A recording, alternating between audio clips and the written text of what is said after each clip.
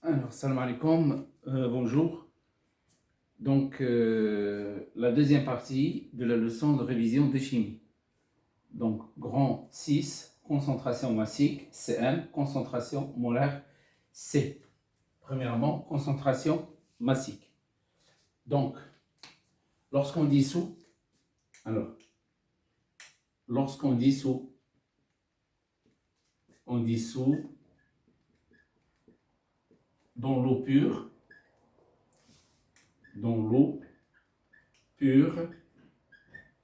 la masse,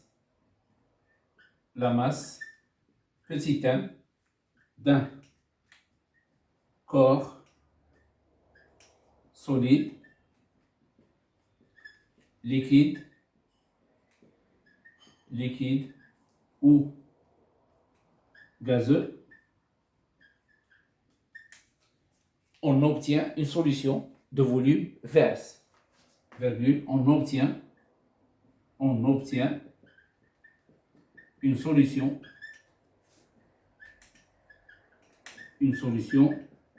de volume Vs. Bon, alors, maintenant, donc je vous donne ici par exemple,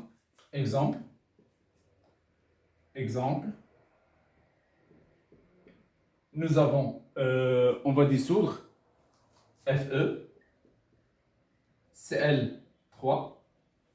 Donc ça, c'est un solide. Voilà. Ça, c'est un solide. Donc on va le dissoudre dans l'eau. Donc ça donne les ions Fe3+, plus 3, Cl, moins, Aq. Donc, le FeCl3, il s'appelle le soluté. Donc, celui-là, c'est soluté de masse petit m. Alors, l'eau, il est appelé solvant. Le solvant. Et les ions, ils forment ce qu'on appelle la solution. Voilà. Donc, ici, le soluté. Ici, j'ai pris le soluté. Il est à l'état, c'est-à-dire il est à l'état solide. On peut choisir un soluté à l'état gazeux, ou bien on peut choisir un soluté à l'état liquide. Donc, on va essayer de revoir des exemples de solutés, liquide, solide et gazeux. Alors maintenant, la concentration massique.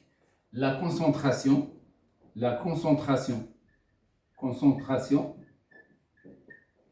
massique.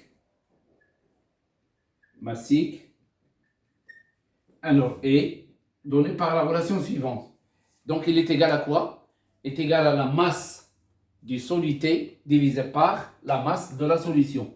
Donc, Cm est égal masse soluté divisé par masse divisé par le volume de la solution. Vs, volume de la solution. Donc, V, solution, le volume de la solution. Donc la masse, il est en grammes, le volume, il est en litres. Donc, Cm, il est donné en grammes, litres, moins 1. Voilà. Donc, nous avons dit que, j'ai dit que la concentration massique, il est égal à la masse des solutés divisée par le volume de la solution. Donc, on va la noter de la façon suivante. Donc, on va l'écrire d'une manière très simple. C'est petit m divisé par, donc Cm est égal à la masse divisé par le volume Vs. Alors, maintenant, deuxièmement, la concentration la concentration molaire. Molaire en soluté. En soluté.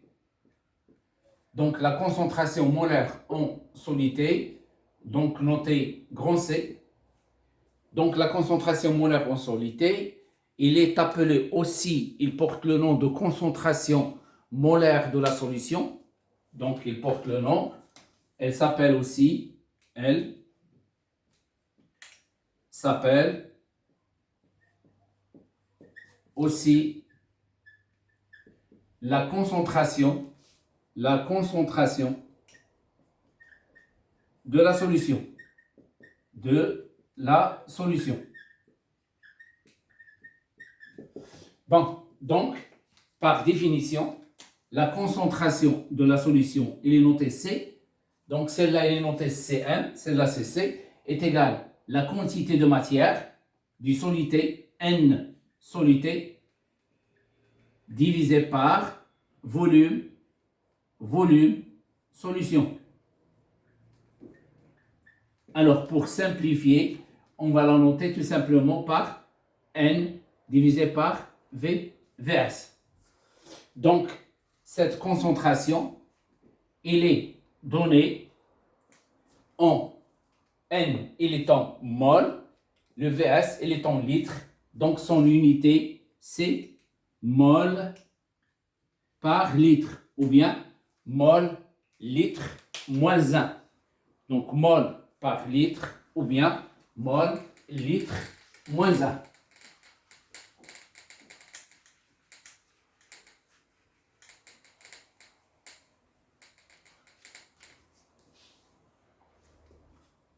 Donc avec, voilà, le N, il est en mol, et le VS, il est en litre. Alors maintenant, donc C est égal la quantité de matière divisée par le volume VS.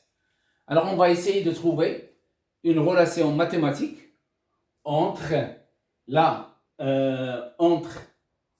concentration molaire et la concentration massique.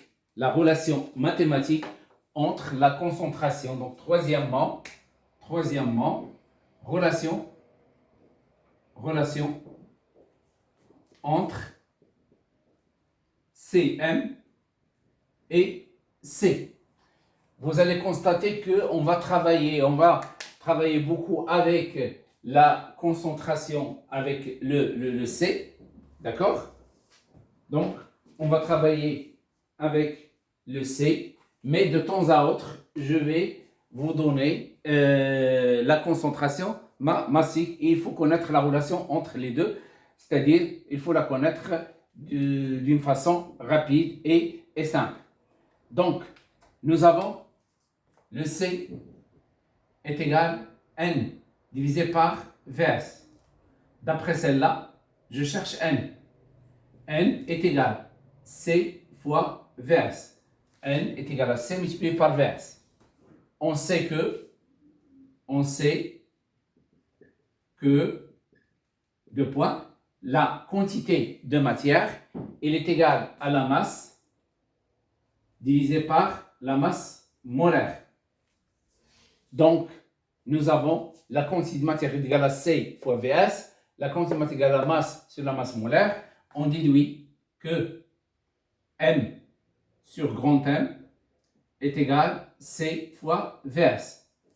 Alors, je déduis la masse, je déplace grand M vers le haut, j'obtiens la masse. Elle est égale à quoi? Est égale à la concentration fois VS fois la masse molaire. Voilà, la masse est égale à la concentration molaire fois le volume de la solution fois la masse molaire. Alors maintenant, on sait que Cm est égal à la masse sur Vs. Je remplace la masse par cette relation. Donc ça donne C fois Vs fois grand M divisé par Vs. Je simplifie le volume Vs. Voilà. Qu'est-ce qu'il reste? Il reste Cm il est égal à C fois, d'accord? Donc, est égal à C fois la masse molaire, la voilà. Ou bien, C est égal Cm divisé par la masse molaire. Cm divisé par la masse molaire.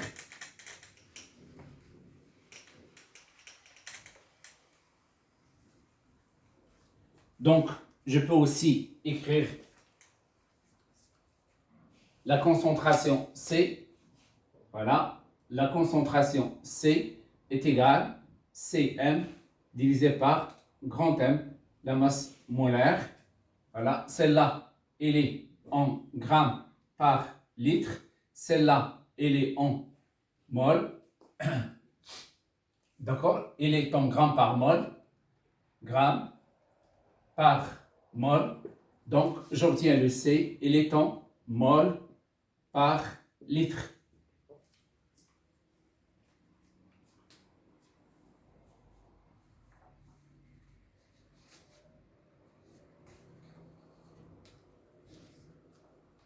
Donc maintenant, quatrièmement, la concentration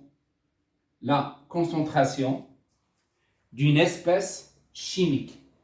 La concentration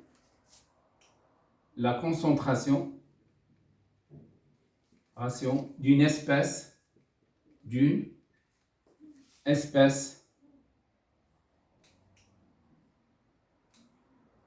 espèce chimique.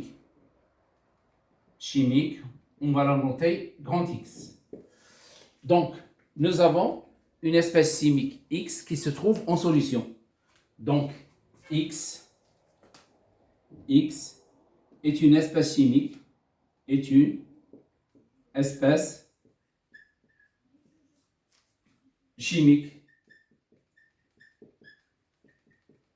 Exemple, un ion. Exemple, un ion qui se trouve dans une solution,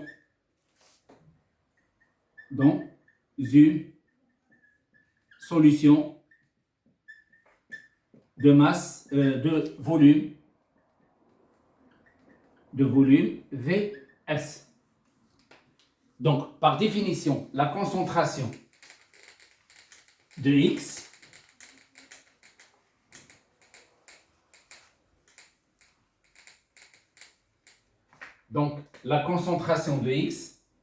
la concentration de X est donnée par la relation suivante.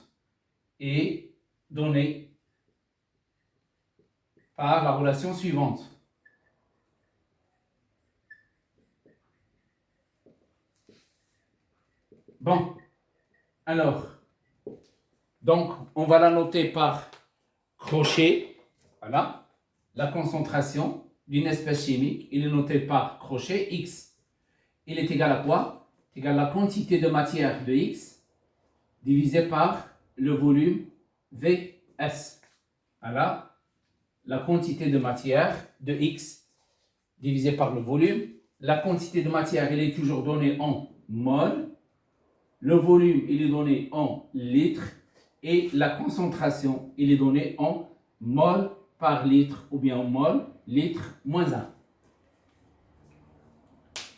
Donc ici, comme exemple, nous avons une solution qui contient, donc ici, exemple, supposons que nous avons une solution, donc une solution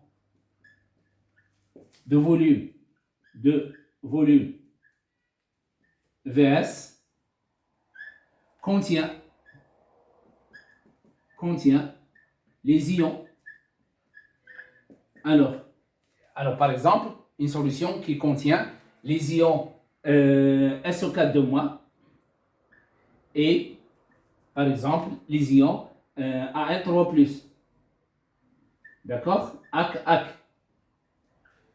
Quelle est la concentration chaque ion dans cette solution il possède une concentration, chaque ion dans cette solution possède une concentration. Alors, il est donné par la relation suivante. La concentration de l'ion Al3+ est égale à la quantité de matière de Al3+ divisé par le volume verse. La concentration de SO4 de moins, il est donné par la relation NSO4 de moins divisé par verse. Il y a une relation mathématique entre la concentration de Al3+ et SO4 de moins. Cette relation, elle dépend de l'équation de dissolution ou bien l'équation qui a permis de préparer cette solution.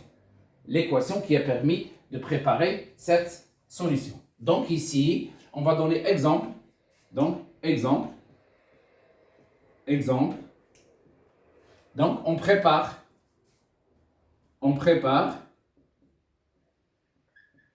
alors une solution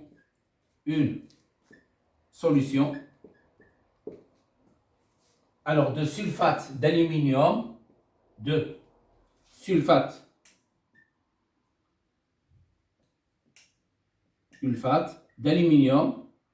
aluminium. Alors, en dissolvant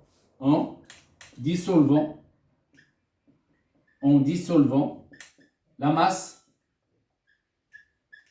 petit m de Al2SO4,3, le sulfate d'aluminium, c'est un solide, d'accord? Dans l'eau pure, le volume de la solution,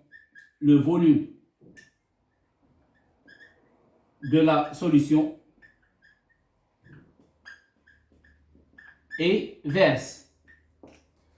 Alors maintenant,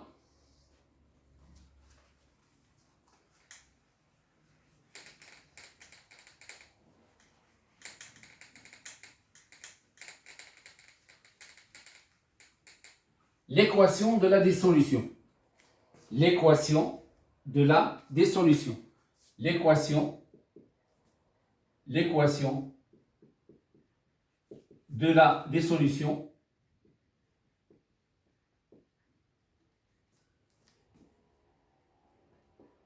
Alors, l'équation de la dissolution qui est considérée totale,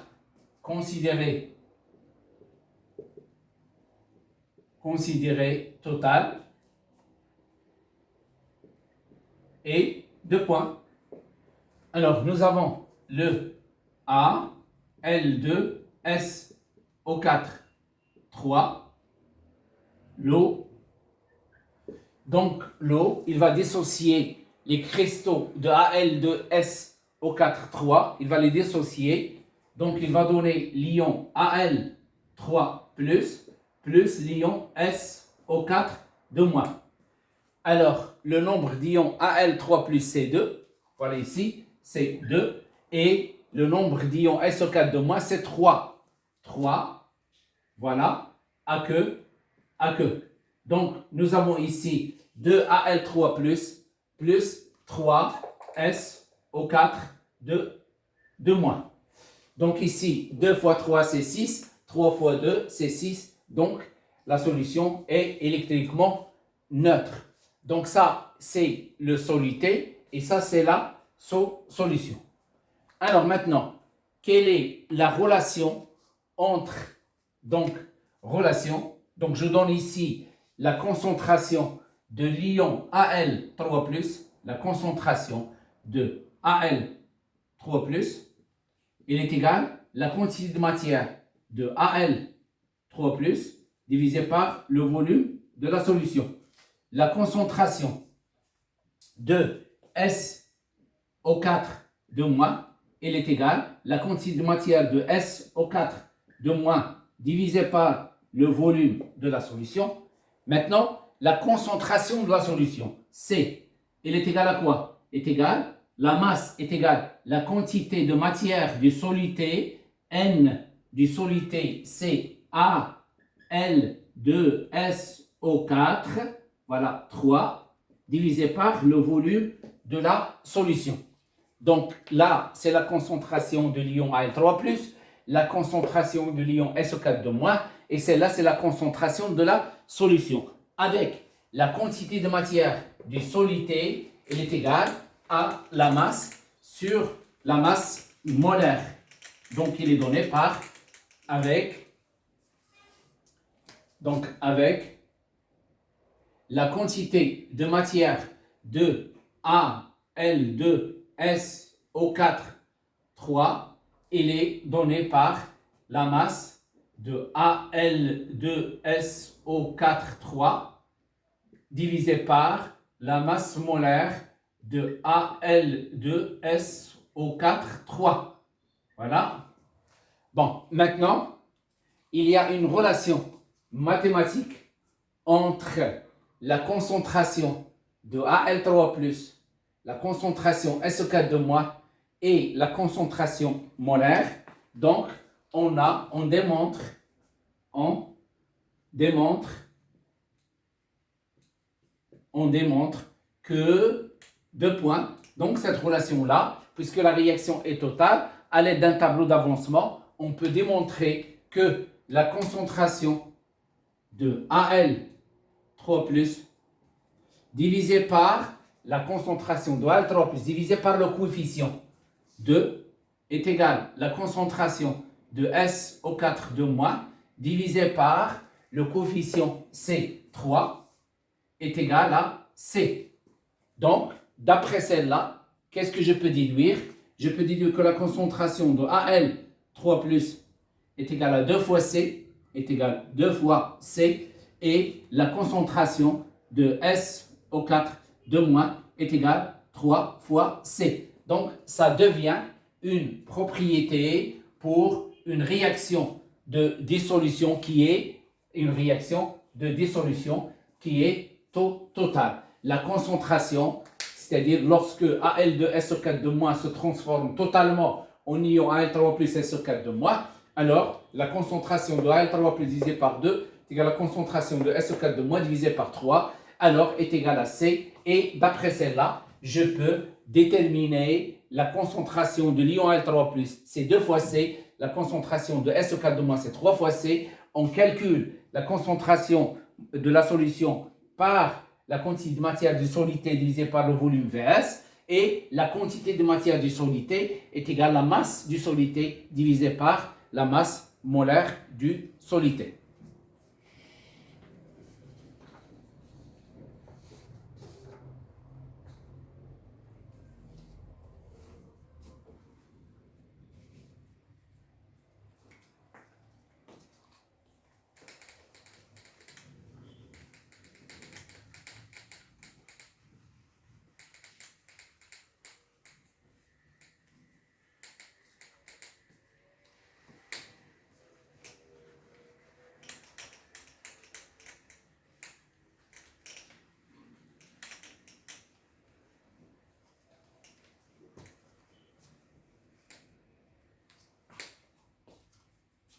Alors, donc maintenant,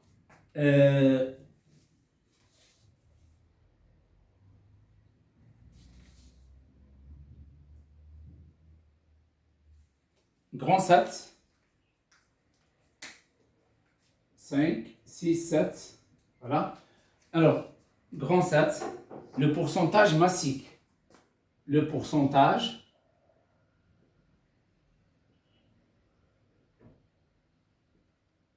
massique.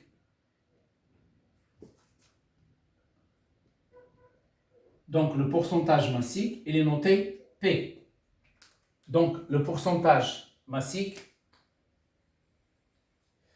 Alors, donc ici, nous avons, voilà, je vais prendre ici un soluté. Par exemple, je vais prendre ici, alors, c'est poudre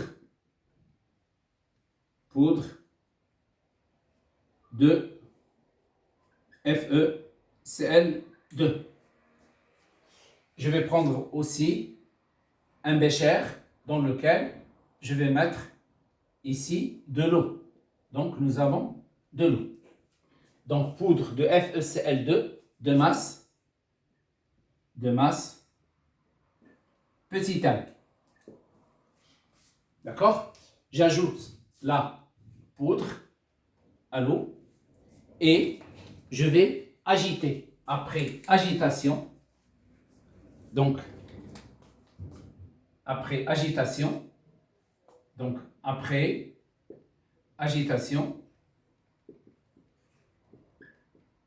j'obtiens une solution. Donc, je vais obtenir une solution. Donc, cette solution, une solution de volume Vs et de masse Ms. Donc Ms, c'est la masse de la solution.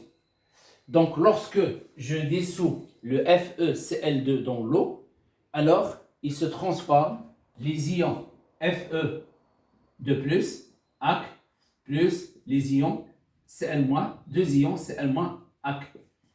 Donc, le FeCl2 se transforme en Fe de plus 2 Cl-.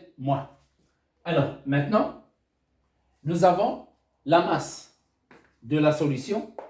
Il est égal à la masse du solité plus la masse de l'eau. Donc, remarque, deux points, la masse de la solution est égale petit m plus la masse d'eau. Voilà. Donc, la masse de la solution est supérieure à la masse du solité. Alors maintenant, par définition, le pourcentage massique, c'est quoi? C'est le rapport entre la masse du solité et la masse de la solution. Donc, par définition, le pourcentage massique P est égal masse solité divisé par masse solution multiplié par 100%. Voilà le pourcentage massique. Donc, il est égal la masse du solité divisé par la masse de la solution multiplié par 100%. Il représente ce qu'on appelle le pourcentage massique. Alors maintenant, on va développer cette expression du pourcentage massique. On va la développer. Donc, on va essayer de démontrer une autre relation et on va essayer de trouver une autre relation entre le pourcentage massique et la concentration de la solution. La concentration de la solution. Donc, ici, par exemple, nous avons, donc exemple, donc la masse M de FeCl2. Bon, alors, cette masse, elle est égale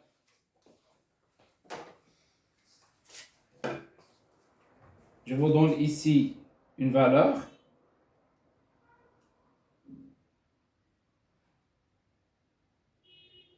Alors, donc, il est égal à 12,7 grammes. 12,7 grammes.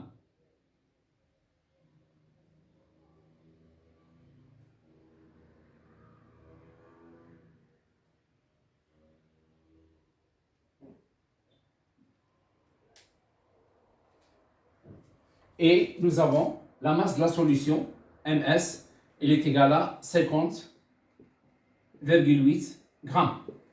Donc, on a dissous le FeCl2, on le dissout dans l'eau. Donc, il va nous donner les ions Fe. Alors, normalement, ici, soit il y a 2 plus ou bien 3 plus, d'accord? Et là, nous avons CL. CL moins. Combien de CL? Nous avons 2 CL. Donc, A que. Donc, automatiquement, 2 CL moins. Donc, ici, FE de plus, A que. Donc, on veut P, le pourcentage massique, est égal à la masse de FeCl2 divisé par la masse de la solution. Donc, la masse, c'est 12,7 divisé par 50,8 multiplié par 100%. Donc, nous avons P est égal. Donc, 12,7 multiplié par 100 divisé par 50,8 est égal à 25%. 25%. Donc, on dit que la solution contient 25% de FeCl2. La solution, donc cette solution contient 25% de FeCl2. Alors, maintenant, on va chercher une relation entre le pourcentage massique et la concentration de la solution. La relation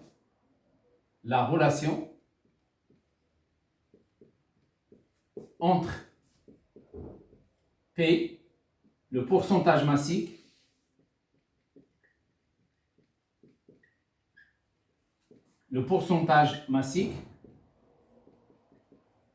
alors C, la concentration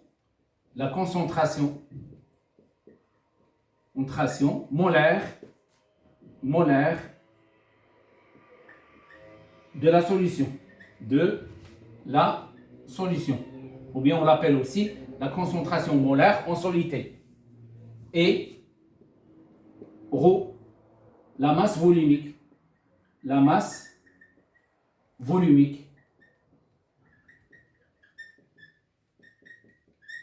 Alors, la masse volumique, voilà, la masse volumique de la solution, et grand M, la masse molaire.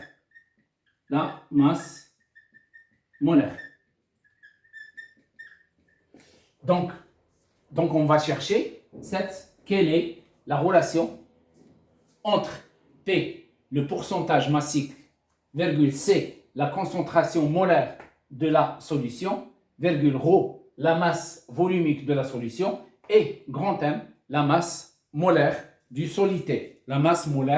du solité. Donc, nous avons, par définition, le P est égal à la masse sur ms fois 100%. Je peux l'écrire directement M sur ms. Alors, si j'enlève le 100, j'enlève le pourcentage. Donc, on va chercher petit m et on va chercher le ms. Alors, donc, nous avons, puisqu'on veut trouver une relation dans laquelle il se trouve le C, par définition, nous avons C est égal à la quantité de matière sur le volume. Donc, la quantité de matière, N, est égale à C fois Vs. Donc, la quantité de matière est égale à C multiplié par Vs. On sait que aussi, la quantité de matière est égale à la masse sur la masse molaire. Donc, N est égal à C fois Vs et N est égal à M sur grand M. J'ai déduit d'après celle-là que N divisé par grand M est égal à C fois Vs. Donc, petit m est égal à C fois Vs fois grand M. C fois Vs fois grand M. Voilà la première relation. Donc, j'ai déduit petit m. Maintenant, je cherche ms. J'introduis ρ, c'est-à-dire, je vais appeler celle-là, si vous voulez, ρs, la masse volumique de la solution. Nous avons ρs. Par définition, ρ, elle est égale à la masse de la solution sur le volume de la solution. Donc, d'après celle-là, ms est égal à ρs fois Vs. Donc, ms est égal à ρs multiplié par Vs. Voilà la deuxième. Maintenant, je remplace les deux. Je remplace le M par celle-là, le MS par celle-là. Donc, j'obtiens P est égal à M sur MS. Il est égal à C VS grand M, C VS grand M, divisé par ρ S fois VS. Je simplifie le volume de la solution. Qu'est-ce qu'il reste? Il reste C fois la masse molaire divisé par ρ S, c'est-à-dire divisé par la masse volumique de la solution. La masse volumique de la solution. Donc, P, voilà, la nouvelle relation est égale à C fois grand M divisé par ρ S. Bon, alors maintenant, donc parfois, on va vous demander de calculer le pourcentage et on ne va pas vous donner la masse, ni la masse du solité, ni la masse de la solution. Donc, qu'est-ce qu'on va vous donner? On va vous donner le C et on va vous donner les masses molaires et la masse volumique de la solution. Parfois, à la place de la masse volumique de la solution, on vous donne la densité. On vous donne la densité et on vous donne la masse volumique de l'eau. Donc, on peut introduire, donc remarque, deux points, la densité par rapport à l'eau,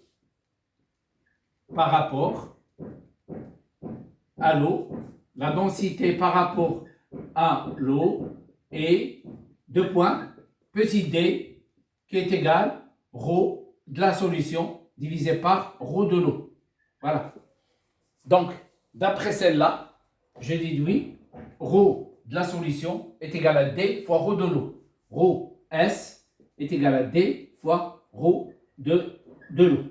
Je la remplace ici, j'obtiens une nouvelle relation dans laquelle il y a la densité et la masse volumique de l'eau. Donc le pourcentage, il est égal à grand C fois grand M divisé par D fois ρ de l'eau. En réalité, on ne va pas vous demander de calculer le pourcentage massique, mais on va vous donner le pourcentage massique. Et grâce au pourcentage massique, vous serez obligé de calculer la masse, vous serez obligé de calculer la concentration de la solution. La concentration de la solution. Donc, à l'aide du pourcentage massique, vous êtes obligé de chercher la concentration de la solution parce que vous aurez besoin de la concentration de la solution pour répondre à d'autres questions concernant un exercice de chimie.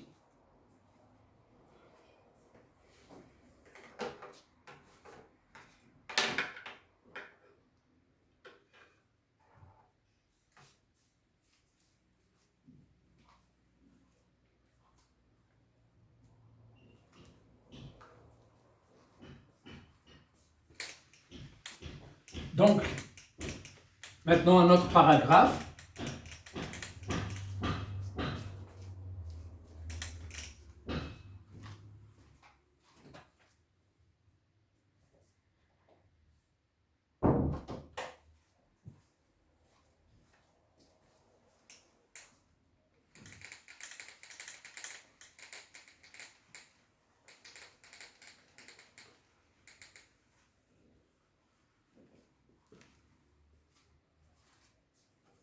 Grand 8, les réactions d'oxydoréduction.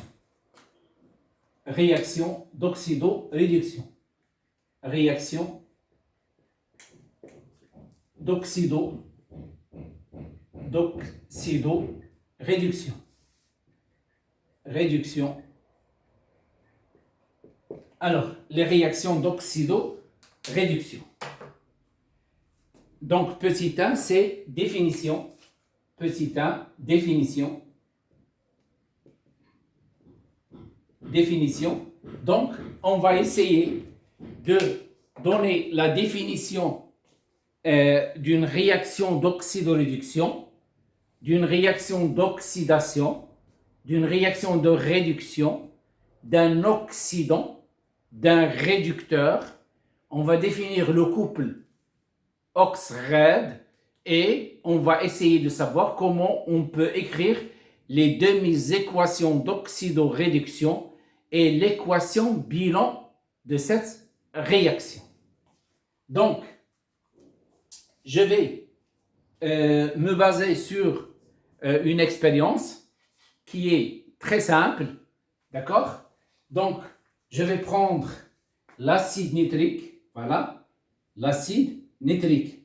Donc, l'acide nitrique, c'est HNO3. Donc, solution d'acide nitrique. D'acide nitrique.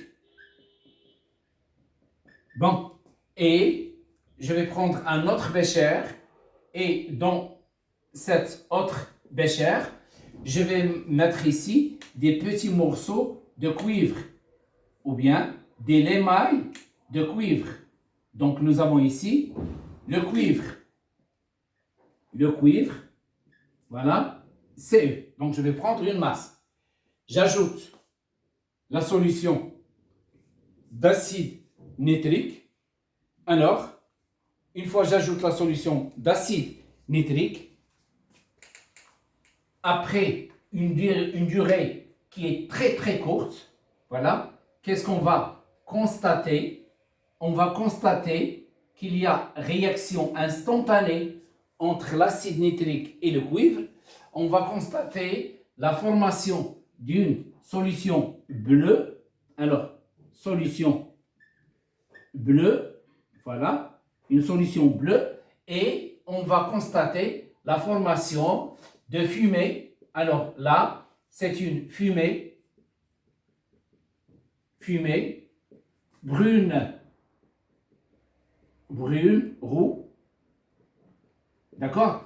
Alors, cette fumée, donc, la solution bleue, ça implique qu'il y a présence des ions Ce2+. La fumée brune, roux, il est formé par le gaz NO2. Le gaz NO2, c'est lui qui forme la fumée brune. Donc pour moi, ce qui m'intéresse, c'est la solution bleue. Cette solution bleue indique quoi? Donc cette solution bleue indique la formation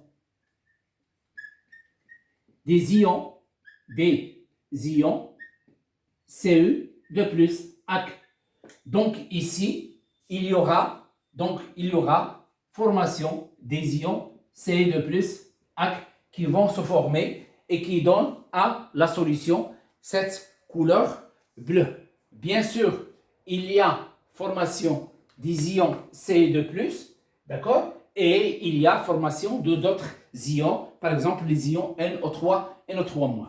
Alors maintenant, on va s'intéresser à la transformation du cuivre. Le cuivre, sous l'action de HNO3, il s'est transformé en ion Cu2+. D'accord? Donc, on va résumer cette expérience. Donc, on ne va pas étudier l'expérience, ou bien cette expérience, on ne va pas l'étudier totalement. Donc, on va s'intéresser à l'un des réactifs et on va s'intéresser au produit de ce réactif, c'est-à-dire on va s'intéresser au cuivre, on va s'intéresser à Cu2+.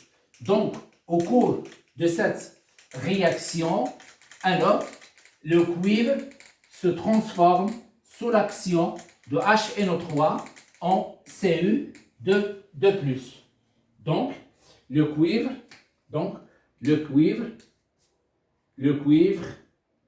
Cu, d'accord, se transforme. Donc,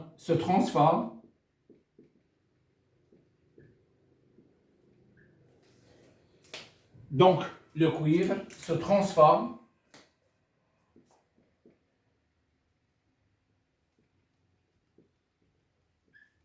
en ion Cu2+, en ion Cu2+, AC, sous l'action de HNO3. Donc, maintenant, le Cu, il se transforme en Cu2+, aqueux. Ça, c'est un solide, d'accord? Aqueux. Donc, nous avons un atome de cuivre, il donne naissance à un ion. Cet ion, c'est un ion positif. Or, un atome, il se transforme en ion positif. Cet atome, qu'est-ce qui est arrivé à cet atome? Alors, cet atome, il a perdu des électrons. Donc, un atome, lorsqu'il perd des électrons, il donne naissance à des ions positifs. Et lorsqu'il gagne des électrons, il donne naissance à des ions négatifs.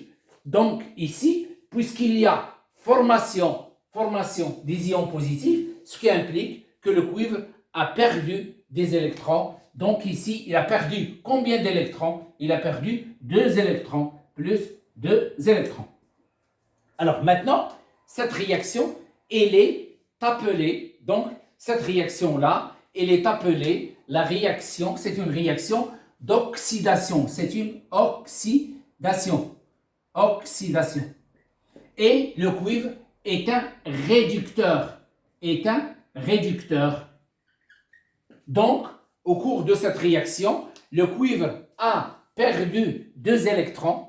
Donc, la réaction, elle est notée réaction d'oxydation.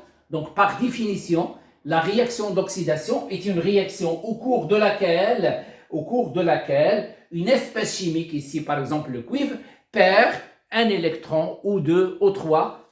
Nous, on va étudier au maximum 3 électrons. Donc, un certain nombre d'électrons. Donc, une réaction d'oxydation, une réaction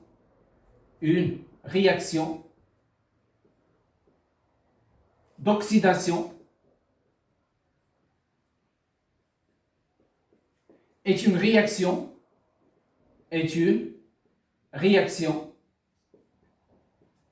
au cours de laquelle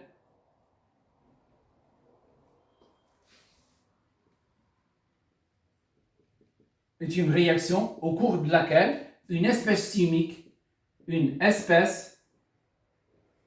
chimique, alors une espèce chimique appelée réducteur, perd un nombre d'électrons.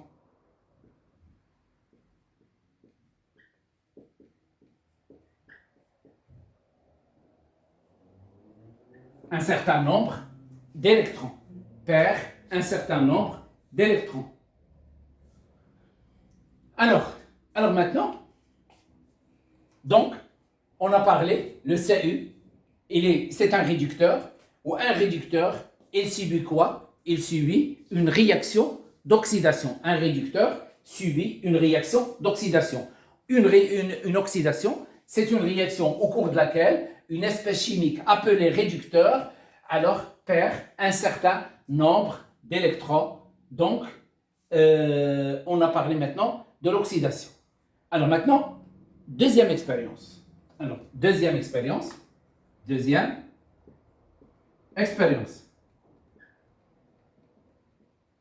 Alors, la deuxième expérience. On va prendre une solution. Donc, nous avons une solution. Voilà.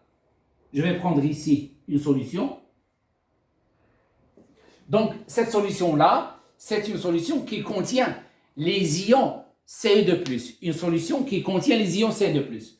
Soit je prends la solution que j'ai déjà préparée, soit je prends une autre solution qui contient les ions Ce2+, et d'autres ions. Par exemple, une solution de chlorure de cuivre 2. Donc, on prépare une solution, on prépare une solution de chlorure de cuivre 2. Alors, en dissolvant Cu Cl2 dans l'eau.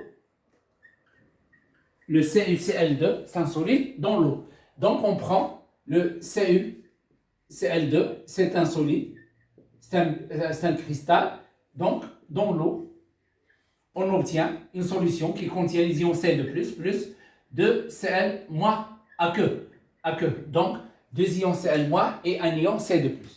Donc nous avons cette solution. On va le mettre dans un bécher.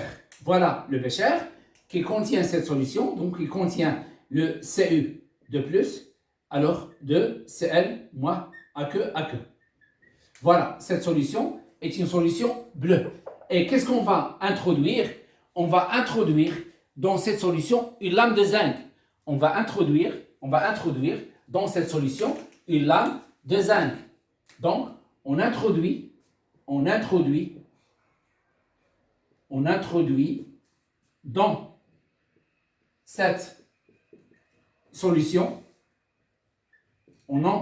cette solution, une lame de zinc. Zn. Donc, vous avez la solution, voilà. Alors, et vous avez la lame de zinc. Donc, on va introduire ici la lame de zinc, c'est Zn. Ici, il y a Cu2+, de Cl-. Alors, cette solution-là, puisqu'il contient les ions Cu2+, c'est une solution de couleur bleue. Alors, couleur bleue. Donc, la solution est de couleur bleue parce qu'il contient les ions C2+. Donc, les ions C2+, ils donnent à la solution la couleur bleue. Donc, après un quart d'heure, par exemple, donc, après une durée, donc, après 15 minutes, donc, qu'est-ce qu'on va constater? On va constater la disparition de la couleur bleue. Donc, la couleur bleue va disparaître. Et on va constater la formation d'une couche mince rouge. La formation autour de la lame du zinc, il y a formation d'une couche mince rouge du zinc. On dit cette formation